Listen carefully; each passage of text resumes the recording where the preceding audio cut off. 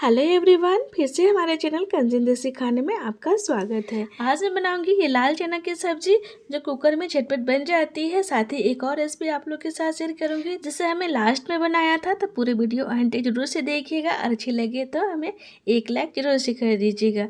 तो सबसे पहले हमने चना को भिगो कर डाल दिया था ओवरनाइट। ये सुबह के टाइम में ना, सुबह के नाश्ते में बना रही थी, तो उसे धो करके अच्छे से साफ कर लिया था। साथ ही यहाँ पे कुकर में बनाऊंगी, कुकर में सरसों का तेल डाल दी थी, फोरन में डाल दी थी जीरा, तेजपत्ता, गरम मसाला, दालचीनी, चक्री फूल, बारीक कटी हुई लहसुन डाल दी, 2 से 3 सूखी मिर्च डाल करके सभी फोरन को अच्छे से चटक जाने देंगे। उसके बाद ना प्याज डाल दी थी जो मैंने पहले से कटे कटाया रखा था, तो प्याज हमने डाल दिया है। प्याज थोड़ी सी सॉफ्ट हो गई थी तो उसके साथ मसाला डाल दूंगी। तो मसाला में पहले हल्दी पाउडर डाल दिया था, साथ ही स्वाद के अनुसार नमक डाल के और थोड़ी सी घिसी हुई अदरक और घिसी हुई लहसुन को डाल करके अच्छे से मसाला और प्याज को अच्छे से थोड़े से भून लेंगे।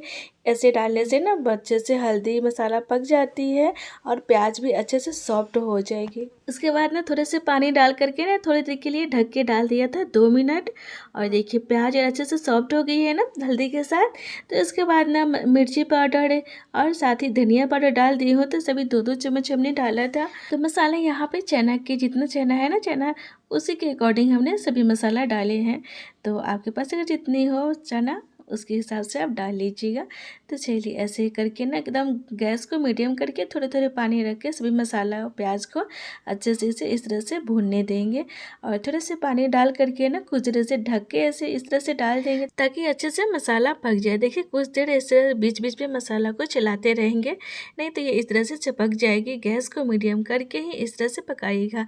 तो गैस को कभी कभी ना हाई टू मीडियम करके भी मसाला को पका लेंगे तो जल्दी बन जाती है।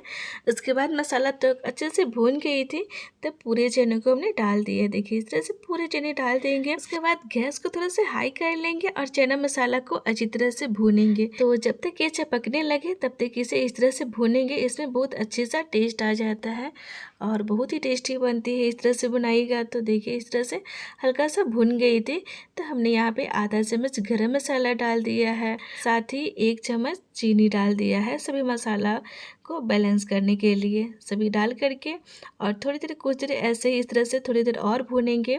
साथ ही 3 से 4 गोल मिर्च को हमने इस तरह से क्रश करके डाल दी हूँ और सभी को अच्छी तरह से मिलाते हुए अच्छी तरह से भून लेंगे। देखिए अच्छे से भून गई थी, हल्का हल्का चिपकने भी लगी थी। तो इसमें ये वाली कटोरी से ना 4 कटोरी पानी डाल दिया है।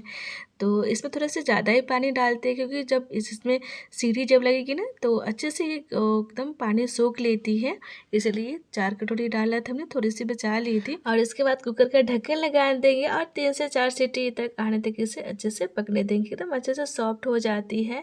तो 4 से 5 सीटी भी आप लगा लेंगे तो एकदम अच्छे से सॉफ्ट हो जाएगी, एकदम अच्छे से गल जाती है। अगर आपको थोड़ा सा सूखा लगे तो इसमें अलग से गर्म पानी भी डाल करके आप बना सकते। देखिए चना बन के तैयार हो गई है और बहुत ही टेस्टी लगती है। आप इसे चूरा पोहा के साथ, चावल या पराठा रोटी के साथ खाइए, बहुत ही टेस्टी लगती है। ये हमारे बिहार की एकदम फेमस रेसिपी है, बहुत ही टेस्टी लगती है। अगर इस तरह से बनाइएगा एक बार जरूर से ट्राई कीजिएगा। तो सब्जी बनाने के बाद हमने यहाँ पे कढ़ी की तैयारी कर लेते हैं। तो आज हम कढ़ी भी बनाएंगे। तो दही और चना बेसन वाली कढ़ी है जो बहुत ही टेस्टी बनती है और बहुत ही सिंपल है और बहुत ही जल्दी बन के तैयार हो जाती है। सबसे पहले चना बेसन को ना एक पतीले में हमने 4 चम्मच लिया है, तो ये बड़ी चम्मच से 4 चम्मच है। और जितने बेसन लेंगे ना उससे 4 गुना पानी हम डाल करके एक अच्छा सा घोल तैयार कर लेंगे। इसे मथने से इस तरह से अच्छे से मिक्स कर लेंगे ताकि इसमें जो गुठलियाँ बन जाती है ना वो गुठलियाँ ना पड़े। उसके बाद कढ़ाई को अच्छी तरह से गर्म होने देंगे और उसमें सरसों का तेल डाल दी हूँ। 2 बड़े चम्मच सरसों का तेल डाली थी और पंचफोरन ऐड कर देंगे। तो पंचफोरन में ना जीरा, राई, सरसों और अजवाइन, मंगरेल, सौंफ वगैरह रहती है, तो वही बोला पंचफोरन है।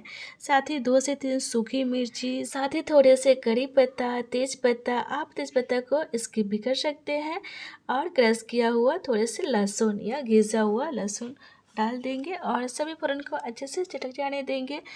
उसके बाद एक बारीक चॉप किया हुआ प्याज को डाल देंगे। अब फोरन के साथ प्याज को एकदम थोड़े से हल्का सा सॉफ्ट होने देंगे। उसके बाद इसमें 1 चम्मच हल्दी पाउडर डाल करके हल्दी को थोड़े से प्याज के साथ पका लेनी है। और इसके बाद जो बेसन का घोल तैयार किए थे ना, पूरे बेसन का घोल इसमें डाल करके और कंटिन्यू इसे इस तरह से चलाते रहेंगे ताकि इसमें लम्स ना पड़े, चपके नहीं। इस तरह से कंटिन्यू इसे चलाना है। गैस को मीडियम करके ही इसे इस तरह से थोड़ी देर इसे भून लेंगे, यानी कि अच्छे से पका लेंगे। बेसन एकदम अच्छे से पक जाए, थोड़ी भी कच्चा रहेगी ना तो इससे टेस्ट नहीं आएगी। बेसन अच्छे से पक गई थी तो मैं इसे दही का घोल डाल दी हूँ। तो पहले से दही को ना अच्छे से मत करके इसे घोल बना लिया था। साथ ही स्वाद के अनुसार नमक डालने के बाद ना 2 मिनट इसे पकाने के बाद देखिए कढ़ी बन के तैयार हो गई है। रख लिया दूसरे बर्तन में। चलिए थाली लगा लेते हैं। थाली में मैंने गर्मा गर्म चावल परोस दिए हैं, साथ ही कढ़ी और इसका ऊपर से आप तड़का भी लगा सकते हैं। कढ़ी में कश्मीरी मिर्ची का तड़का, तो हमने थाली में इस तरह से कश्मीरी मिर्ची का तड़का लगा करके और दोपहर के खाने के लिए बनाया था। और साथ ही दोपहर के खाने में आलू और पत्ता गोभी का सिंपल सा भुजिया था और चना की सब्जी ने नाश्ते में हम लोग खाए थे। तो चलिए मिलते हैं नेक्स्ट रेसिपी के साथ। Okay bye.